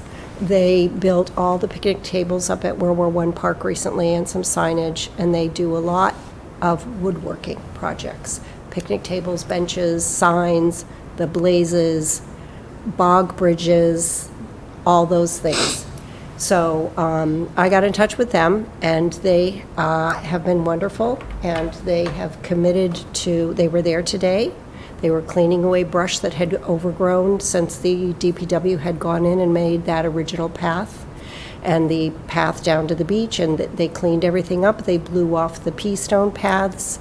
They took away, cut up, and put into the woods some big branches that had fallen down, and they have committed to maintain that area going forward. They have approval from their board, and with the help of the kids that they know and work with, they are going to go a couple times a year to clear the trail and clear the paths and keep the brush down and take care of things that need to be tended to. If a tree goes down, I can call them. They'll go out and clear it away. Well, not clear it away because they want to keep it on the property, but move it off the trail. They want to make the blazes for us and put them on the trail, and we all agreed that the treadway will be more visible once we get more foot traffic. And right now, it's kind of hard to see where the DPW sort of hacked and slashed its way around to make this 1.5-mile loop. But with more traffic, we think it will stay, pretty good. It's not formal, it's not fancy. The drawback is that there's so many low areas on the one trail going from, what do we say, partway down the path to the pond, and then it loops around to the parking lot. But unfortunately, it's got a lot of low areas that fill with water, and it's treacherous, and that's why the Friends of the North Attleboro Parks is building what they call bog bridges, which I had no idea, that was the name. So, we don't know how long that's going to take, but it's certainly going to solve, hopefully, the problem with low areas on the trail. And I think there'll end up to be one trail. Yeah, we're looking to have one trail. Here's, Tyler's putting up a map. Here's the map we have. One trail that's like 1.5 miles, and it goes, you can access it from the parking lot or from the stream. It really sort of starts at the stream there. And we have a really nice bridge over the stream that an Eagle Scout built for us, the same Eagle Scout who built the kiosk for the map. And they have agreed to make a picnic table to go at the fishing area, because right now there's only a bench. And they have also agreed to make a bench that will be placed about halfway around the loop on the trail in case someone wants to sit while they're taking the walk. But we do have 2 picnic tables already there, right? Yes, we have picnic tables and a bench. Yep. Which we purchased when Shannon was with us last year.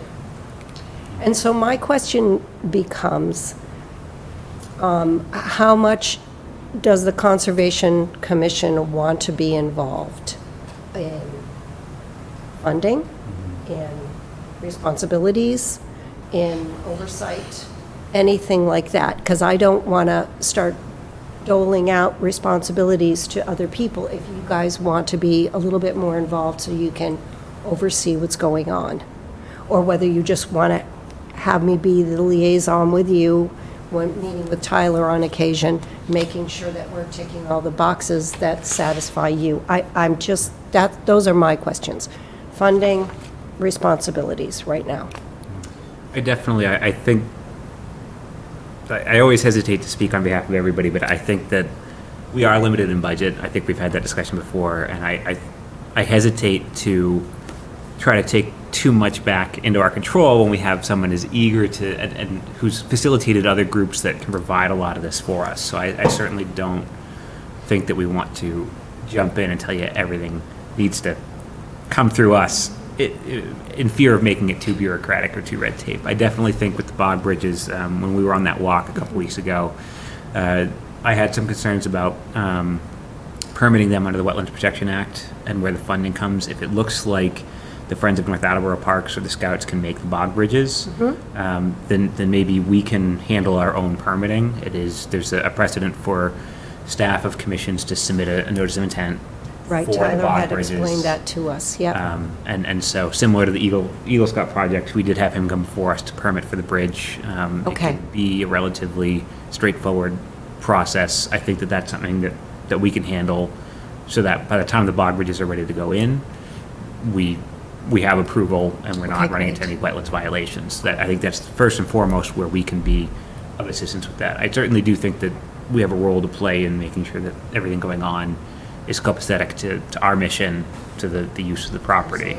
But beyond that, as I said, I certainly don't want to cut your wings in any way from all the advocacy you've been doing so well with just seeing this kind of come together. I will see if anybody else has any other. Have you guys been there? It's Not yet. It's lovely, and the problem is that we never took before before the DPW did all of their work last They year. were wonderful. A little late now, but They it's an have really amazing transformed it. transformation. And and I live on the road, and we were out in our little kayaks this weekend, and there were people down there using it, fishing, kids swimming, family down on the picnic table, having a big dinner. I mean, people are using it already so much. It's just lovely to see.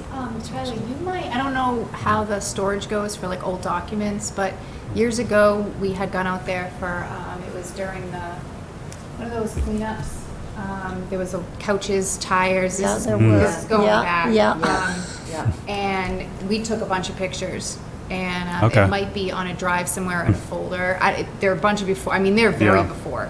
Like, maybe 10, 12 years ago. The amazing thing is we've noticed a decrease in litter since the transformation last year.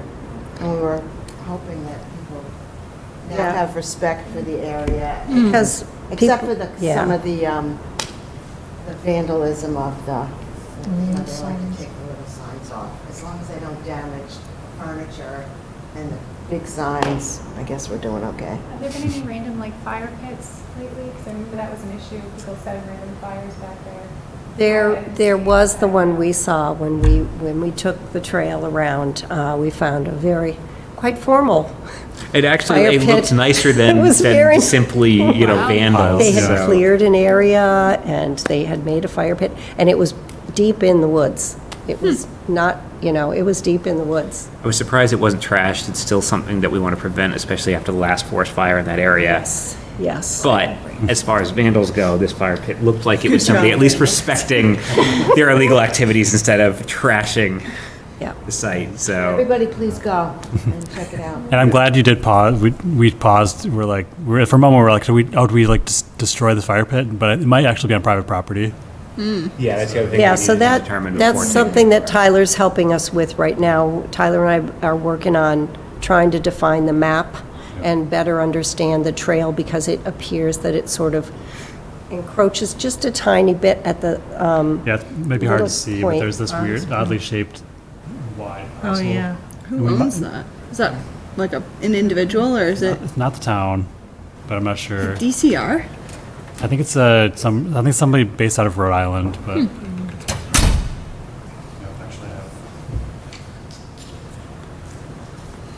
Yeah, so I don't know if you guys can see the purple lines, but there are Right. purple lines that show somebody else's property. So, Does that go to like a house, or does it go out to a road, or does it just end at like a triangle? It's just, I think it comes seems to a to point. end. Comes to a point. It's you not, it's not can't, built. it's not clear from this view, but 295 is very close down here, So- at Well, this if point. It's not like any kind of easement, it's definitely a private property. That's what I was asking. Like, is it owned by DCR, It like the was. Commonwealth or something?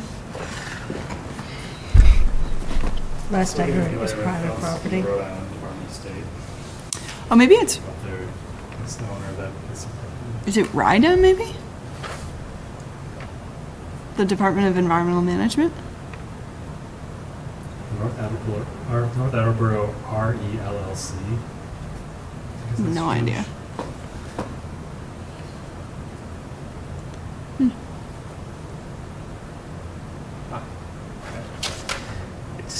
Either way, the woods are divided into a couple different parcels, and unfortunately, The vast majority is town. And that's where the fire pit was, down at the loop It may there? have been around in that area. Yeah. we weren't sure, and I wasn't. It looked like a nice enough pit. I wasn't about to, Yeah. Go over there and kick it down. yeah, destroy somebody's private property. Yep. If there's a concern about burning and burning permits and where they can and can't burn on their private property, I would defer that strongly to the fire department. But being on site, there was no active fire, and we weren't sure. And we really don't want to encourage, there's, when the DPW went through there and sort of carved out where the trail would be, they put very thick, rustic, woody mulch around to sort of defray the growth and define where the paths are going to be. And it's very flammable stuff, so we really cannot encourage any type of fires at all down there, because there's so much flammable I stuff. want to remind Chief McQuaid that he promised last year to surveil the area, you know, Oh, that's on a our great behalf. idea. And keep, you know, like special attention there. I don't know how many times a week they would go down there, but I would like to maybe remind I don't think them. we have any signage that says no fires either. No, we don't. I need think that. we need some signage that says probably no do. fires. If you do put any more signage up, if you get a ladder and put it up higher, then would be easy for anybody Right. to, Isn't that a state, take if that. it's owned by a municipality, a state entity, there's no fires, isn't that like a law? I mean, I know it's Rhode Island, is that Mass? Does Mass have that law? Like no fires in public spaces? well, even if you have a fire in your property, I think you have to call the fire department. If it's in a contained pit, you don't. If it's a cooking fire, I think If that's what the we grew up cooking, yeah. with. Right, but if it's burning brush or anything. But if it's so, a yeah. public place, I think that like that's illegal. What about Right. campgrounds, state-run campgrounds? I think they have to fall under their own regulations of how they regulate and monitor, because they have staff there 24/7, And they have, you know? they have the fire pits for cooking. The rings, yeah. I don't know. But thank you. You guys have done a lot of work. I was wondering if you've contacted the 10 Mile River people, because weren't they interested a while back in this property too? I'm not aware of that, Deb. Thought I- Do you know anything I about that? thought I Marcia? read We had a little newspaper. incident with Oh, the man who runs it, and I don't think he wants to come back, because he claimed he wasn't recognized on social media for helping us blaze last year. oh, that's too He bad. was kind of bent out of shape. Oh, So I sorry. think he in particular, who I think is the head person, wants to come back. Okay. Shannon apologized and said, you know, we didn't mean to be so helpful. And we're sorry that we didn't appear in the newspaper or whatever, but we were very apologetic and he never responded. Well, we certainly appreciate everything, and I encourage everybody who hasn't been there in the last 9 to 12 months. I mean, the parking area, I was able to get my Honda Fit down there with no issue. The potholes didn't How's the- swallow me, so. Oh, really? Yeah, I was gonna say, how about the potholes? They're scary. The sight lines have improved, the area's been cleaned up. I can see why it's probably not as littered or dumped, in part because it looks nicer. Everything about it is more accessible. You probably get more traffic, more accountability, and It it does just. look like an abandoned property. Yeah. Exactly. Yeah. DPW did a ton of work last year, a ton. But they made it very clear that they They're don't. done. They're done. They don't have any more manpower to give us, and they don't have any more funding No to overtime. spend on overtime. And that's fine. They did a wonderful job, and they really got us started, and think we can get it done from here. Yeah, they're catching up on projects that they've been on their list for a while, and they're pretty inundated with work. So I think for action items out of this, we should be recircling back for a soft opening or a hard opening, maybe towards the end of summer as some of these things come together. That sounds kind of like the next step, the next Yep. formal step, Yep. as we're doing the back and forth. I know you're working with Tyler, and you've got my email as well. But the next thing the commission needs to do is schedule that. It sounds like maybe we can aim for like a mid to late August after some of these things, if we at least have roadmapped some of these things, if we haven't completed them yet. And back to what you said about you getting the permitting from the wetlands and us getting the bog bridges built. I was on the phone with John Gautieri, he's the Friends of North Attleboro Parks, when I was driving here just now. And he wanted to give me an update last minute. And he said they had reached out to several scout troops today. And we're waiting to hear back on who is next in line that needs a project. But as you know, sometimes the Eagle Scout projects can be pretty formal process and take a little while. So we talked about the structure of the bridge, we talked about the cost, because I want to speak to KNAB's board and see how much they're willing to put toward the building of the materials and all that stuff. And Jill is now a member. So, Official beautification coordinator, but she is on our board. but anyway, so we'll just keep talking, we'll just keep moving it forward. Oh. All right? I have a question. Does anybody on the commission or either of you have experience measuring for bog bridges? Like, is a certain time of year that we really want to be out there? Probably, is it very soon, or can it just happen? I'm not sure how precise the measurements should be for those. Yeah, I mean, it's really based on the materials. There's a couple different designs you can go with, but the most basic is some kind of timber bases and then stringers that run along it. That's what he told me he was going to use. He said he had 6x6s that he was going to cut and have 3 underneath the long planks that you said that was your preference, and that he thought they would cost like $55 a piece, and I think we need 6 or 7, but I don't know what we do if, can we move some, let's say there's a wet area and the bog bridge doesn't quite cover it. Can we put a couple rocks that are already there to step onto before or after the bog bridge? We can certainly put it in the permit.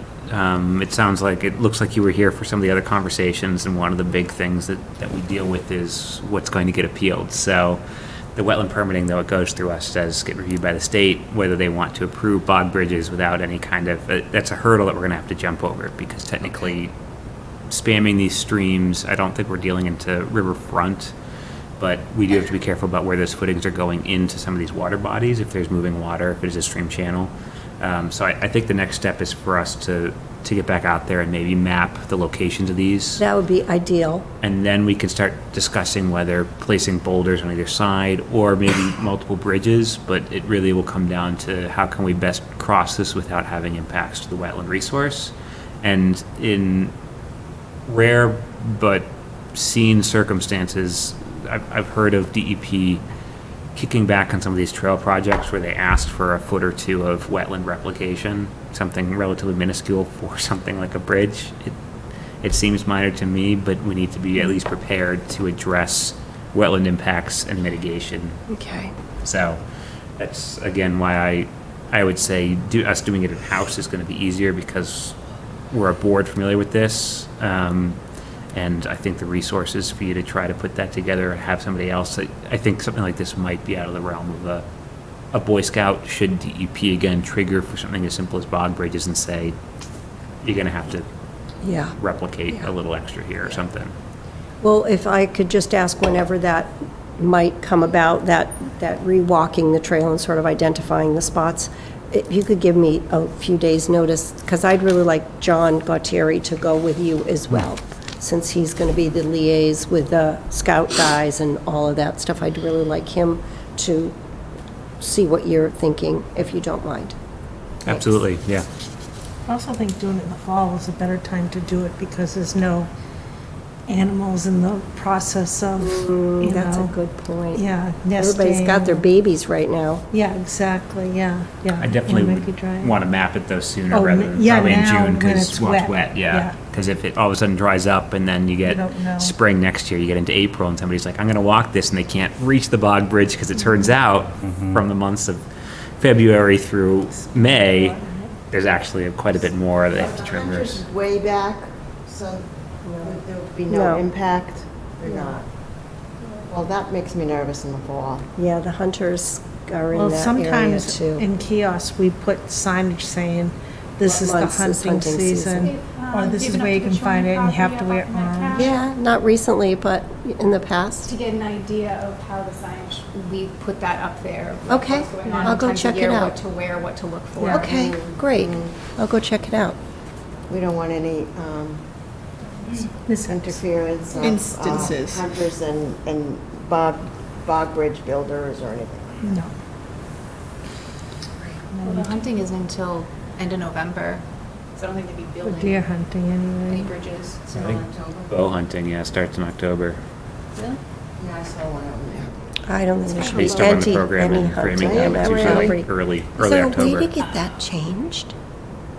Is there a way to get property deemed not huntable? No? Yeah, we could. It's make- conservation land. That's right, we could make it. Last time we tried to do that, there was, Objection. oh my God, the hunters dear. in this town came out in full force, and there was people on the board that didn't. Oh dear, okay.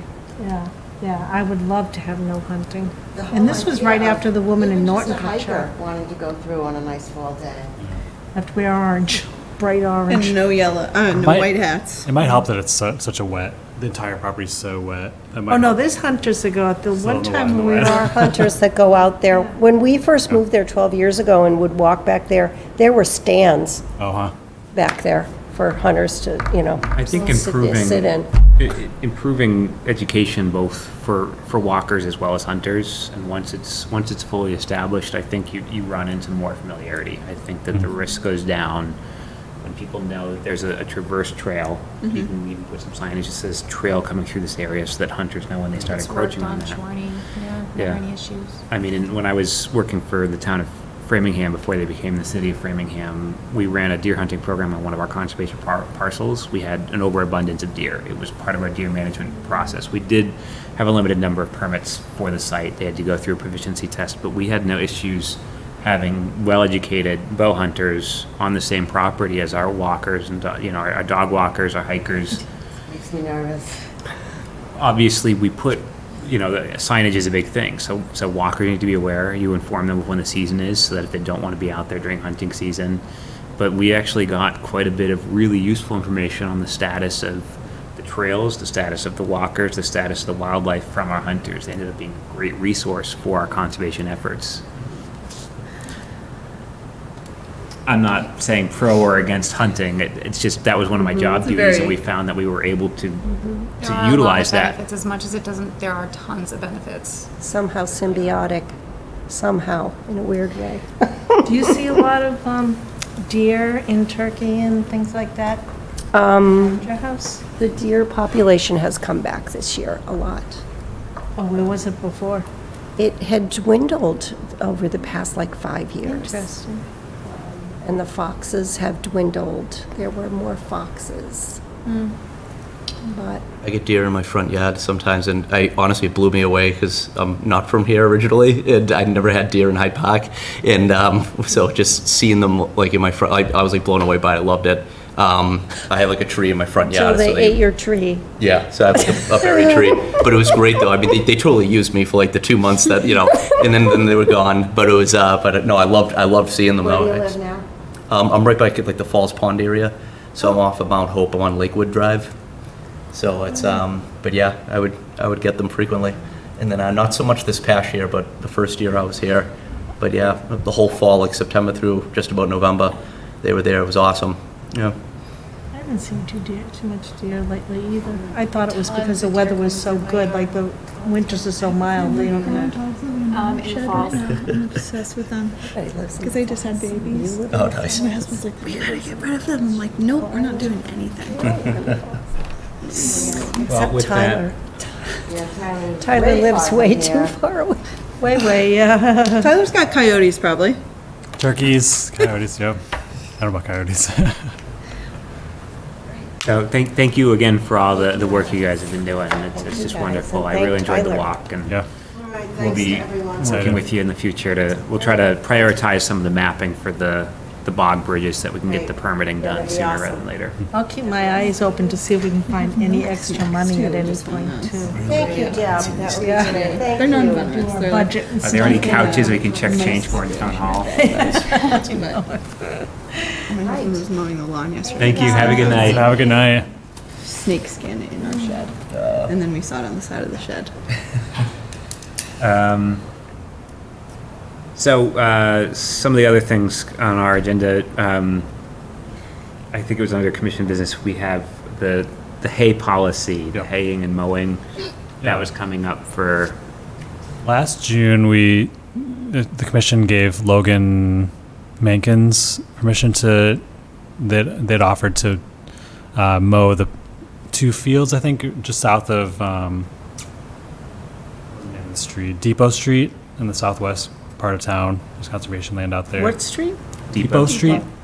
So I understand that they at least did that last year. I'm not sure if they did that prior years. I understand it was a verbal agreement that just the commission was like, sure, thanks, thanks for doing that. I had a little bit back and forth with Logan, just looking for a little bit more detail on like what exactly, how much did they mow, when did they mow last year. I didn't get the info on when they mowed, but they did mow the entirety of the 2 fields once at some point last year. I was curious about, because Shannon had already compiled some resources on hang mowing policies throughout the state, state recommendations, but also to other towns. And do they have guidance on managing the grass and open space, conservation land?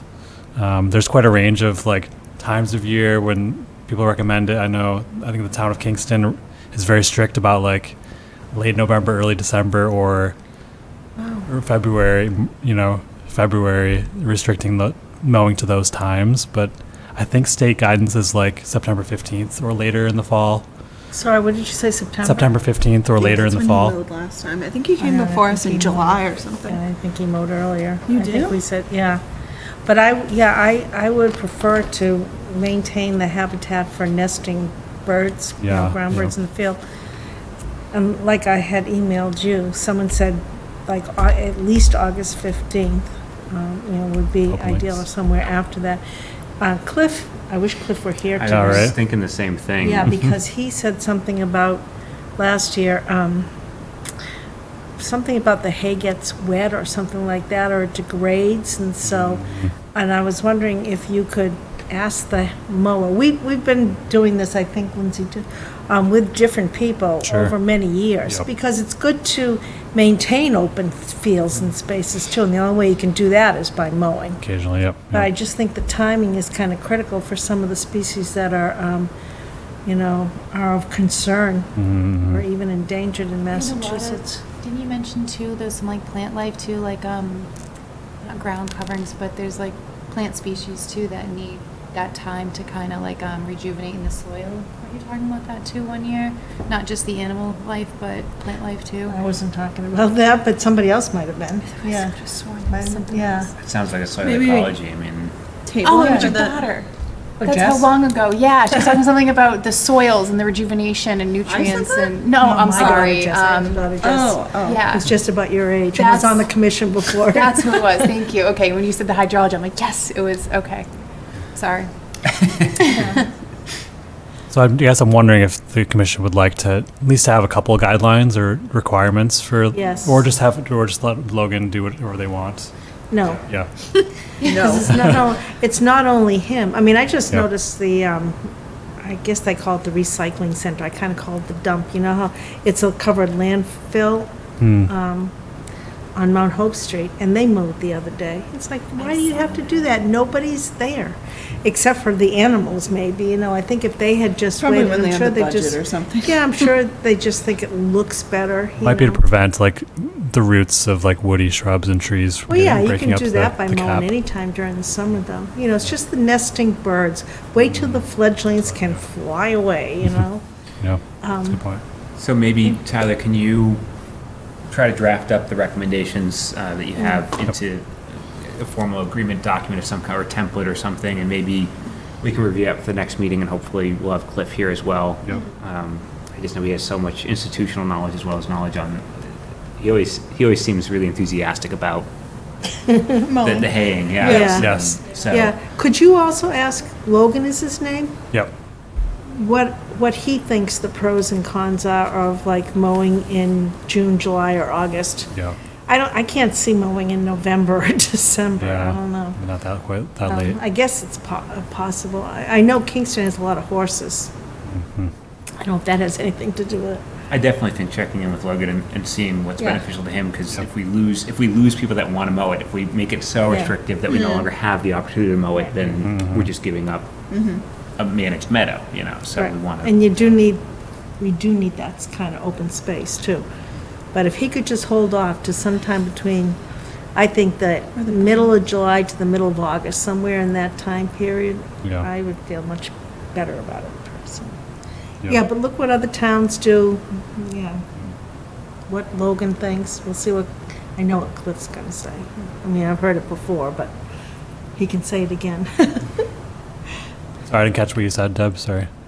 Oh, I think Cliff has some strong opinions. Oh, yeah. Yep. And he's not here, Yep. so we'll let him speak to. I know there's like this specific agreement, but also the general haying and mowing policy for conservation open Yeah. space.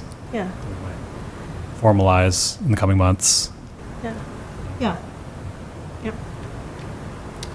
Yeah, so if we can get that for the June 25th Yeah. on the other business, hopefully Draper won't take as long. We'll be in a place where we're ready to just close it, and we can limit discussion only to what hasn't already been discussed. But I'll refrain from speaking, I guess, further until we're back in session for that. We also have a set of minutes tonight. It was a long one. I did not have a chance to really review them. I don't know how everybody else is feeling about I them. didn't look at him either. So maybe we'll defer I don't know those. if we have a quorum, do we? We do, because everybody was present. We have Oh, okay. exactly 4. Okay. Brian would not be able to vote on this set of minutes.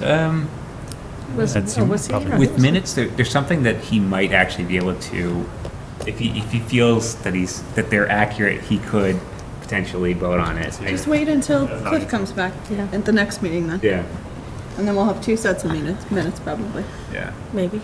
I mean, technically Brian was here for most or all of the set of minutes, and Is this our second meeting? Because the last one was his canceled. first. First official. one. Oh, okay. You've sat in. Shadowed, yeah, I He was sat in sitting, on a few. yeah, he was sitting in the audience. Yeah, so he technically witnessed all the stuff in the minutes. I think Did you it's write just the as minutes? easy Or is that to- what you were doing? I think it's just as easy to defer to the next one, because then Cliff will be here probably. Yeah. We'll have a chance to read them. Any other commission business, Tyler? There's a lot of things going on that could update you on. I'm trying to think. Did you go to the fish hatchery last Saturday? Yeah, that was excellent. Yeah, Brian stopped by. Wasn't that cool? It was great. It was good to meet some other organizations and individuals and the residents and the community. Were there a lot of people there? I don't know what to compare it to, but Were there more than 20 people there?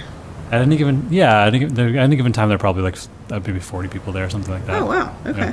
Yeah. Taking tours of the fish hatchery. I set up a table for the town conservation commission. It was pretty much just Cool. in that nearby there. the whole Did time. they talk about the research they've been doing, or?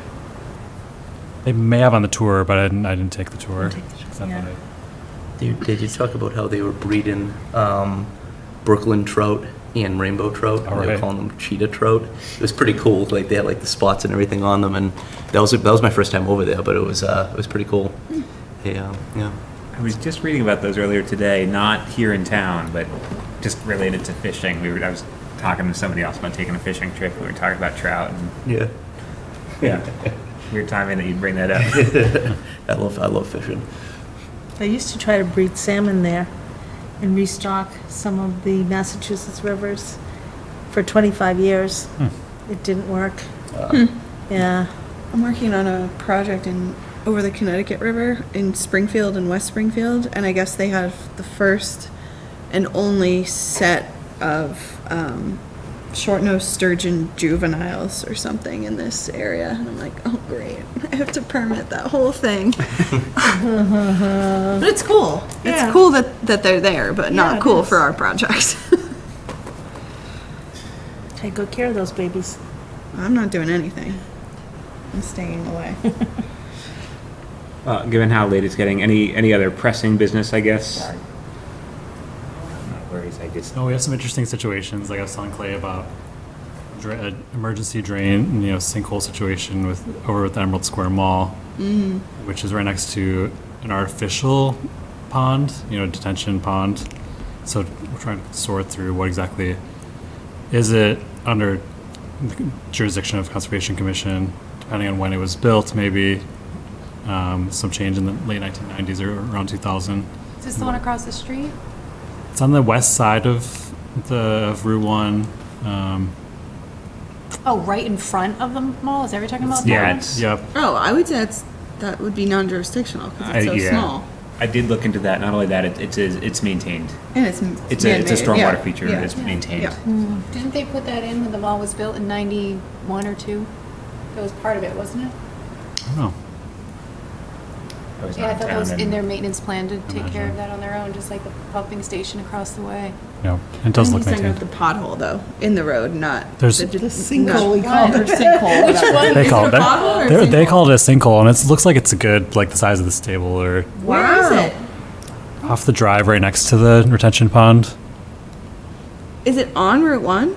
No, no. Oh, That's okay. part of the spring coming back. There's a spring up there. And Oh. So that's why there was so much battling about having it built back then, is everyone was like, there's a spring. Well, it found its way. That's what the regs need to be updated with, are underground like springs. Yeah, that's what yeah, definitely. Good luck with that. thanks. Bylaw. Yeah, and there's over at 4 Hawkins Road is coming back at some point. I've been in touch with Mike Briggs, who was here last August, September, requesting a certificate of compliance, and then it was a bit of back and forth with the commission, which eventually denied on September 26th, telling them to come back in the spring once they've addressed mainly like plant issue invasive species. They're talking about wanting this little triangle of protected area. They would like to build and have as lawn, which I think the commission agreed to, as long as they address the issue. I can look back at the minutes and see exactly what the situation was and what their special conditions are. But I think they need a landscape plan. It's been a little bit. I need to follow up with them because I think just make sure that they're clear that it seemed like when they reached out to us a few weeks ago that they were looking to us to provide a plan or to approve a plan of some sort, but we don't have a plan from them, as far as I know. So that's a little bit of a challenging situation, back and forth, just trying to figure out what's going on. And so there's a couple situations. A number of people are concerned about flooding. Water's close to their house and wanting to divert water or pump water out of the wetlands.